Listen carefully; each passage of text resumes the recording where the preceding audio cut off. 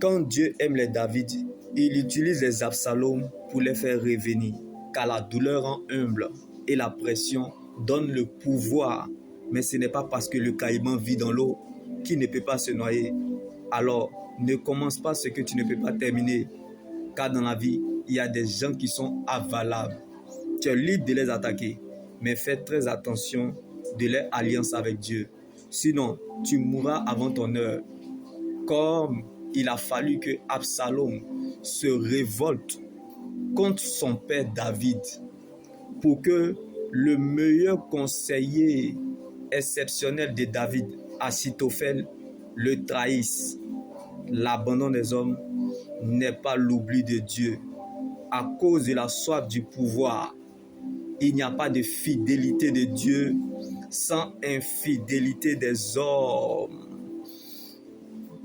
Si l'orgueil, bien-aimé, avait une prison, Absalom ne serait pas mort.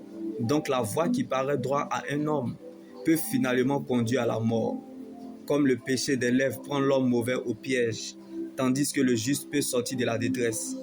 Comme l'espérance des justes, c'est la joie, tandis que l'attente des méchants meurt avec eux.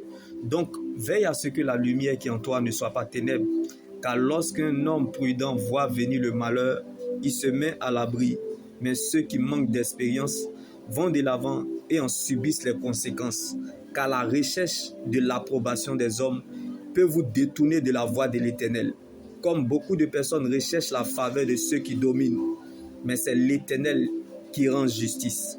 Donc chacun pense qu'il se conduit toujours bien dans la vie, mais c'est le Seigneur qui connaît le fond du cœur.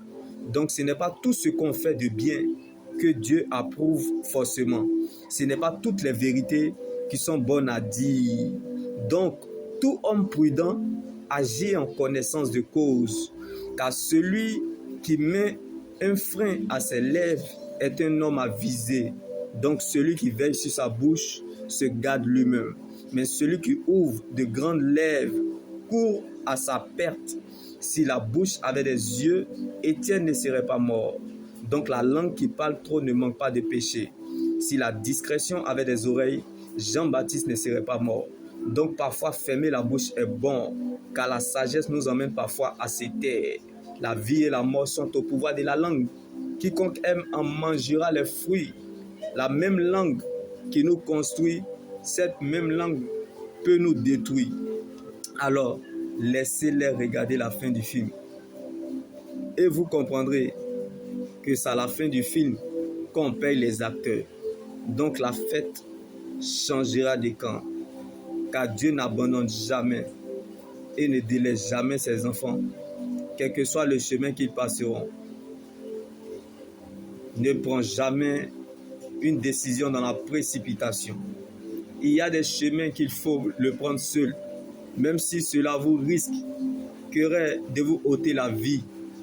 Des décisions à assumer, bien-aimés, en décidant de rester du côté de Dieu sans peur, quoi qu'il advienne, quel qu'il en soit le prix à payer, et quoi qu'il arrive, c'est ce qui vous élèvera. Car le diable accuse toujours ceux que Dieu a élevés, mais accusation n'empêche pas élévation. Donc il essaiera toujours de détruire ce qu'il ne peut pas avoir. Mais les jours d'élévation reviennent. Tu revivras tes meilleurs jours. Même si le diable cherchera toujours à te montrer ce que tu penses, en cherchant toujours à te rappeler ton passé, parce qu'il sait qu'il ne pourra jamais changer ton avenir. Cette situation ne sait pas qu'elle est dans ta vie selon Dieu pour assurer ton avenir. Comme Goliath a révélé David, l'abondance de nos problèmes révèle que Dieu est avec nous. Shalom.